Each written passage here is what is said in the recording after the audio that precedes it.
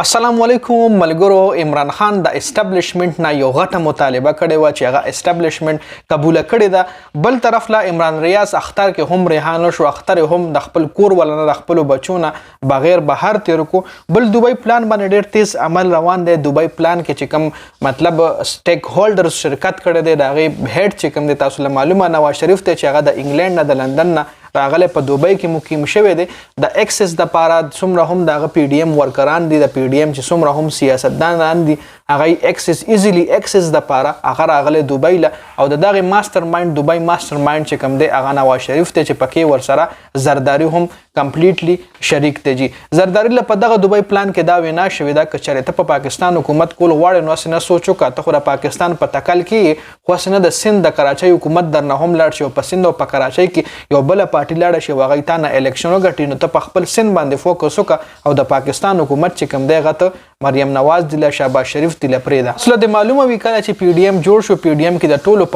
پاټو ایکول رایټس، مطلب ټولو پاټو پکې ایکولی کنټریبیوشن کړو. د پاکستان د عمران خان راغورځولو دپاره ټولو پارټیانو ایکولی مطلب یو شانتې سټرګل کړی و. نو بیا چې کله د دوی حکومت راغو نو د حکومت شهباز شریف چې کوم دی د ملک وزیر اعظم کړلی شو او پاکستان پیپلز پارټي ته داسې زیات اهمیت ور نه کړلی شو. په هغې باندې بلاول بوټو هم څه خطابونه کړي چې هغې کې بلاول بوټو ویلو چې په بجټ کې هم زموږ څه داسې کنټریبیوشن نشته او بجټ چې ټوټلی کوم دی هغه نواز شریف تی جوړ کړی، شهباز شریف تی پاکستان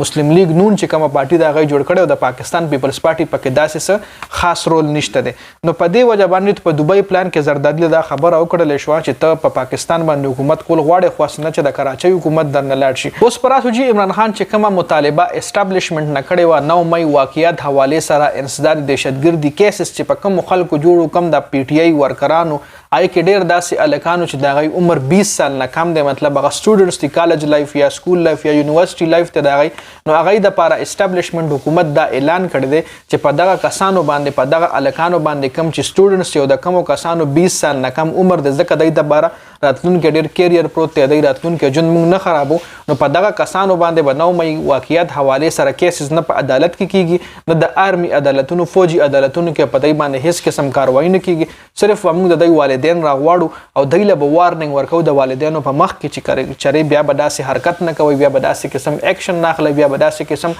مطلب د ملک توړ پوړ حوالې سره به هغوی له انسټرکشن ورکړل کیږي او هغوی له به وارننګ ورکړل کیږي او چې د 20 سال نه کم الکان دي هغوی به رها کیږي بغیر د څه کیسه، بغیر د څه عدالته، بغیر څه د میلیټري کورټ نه. دا مطالبه چې کوم دی عمران خان هم کړې وه چې د کوم ورکران گرفتار شوي دي کې چې کوم یوت دی نو د هغوی کیریئر دی نه خرابېږي او هغوی نو دغه چې کوم پاکستان حکومت دی د عمران خان دغه مطالبه منلې ده او هغه هلکانو ته به وارننګ ورکړل کیږي او هغوی به رها کیږي بغیر د څه کیسه، بغیر څه د عدالتي کیسه یا د میلیټري کیسه. بل عمران ریاض حوالې سره څه داسې خوشګوار اپډیټ نه دی راغلی او هماغه زړه په زړه ده چې مطلب لا تر اوسه د هغه هېڅ پته نه لګي،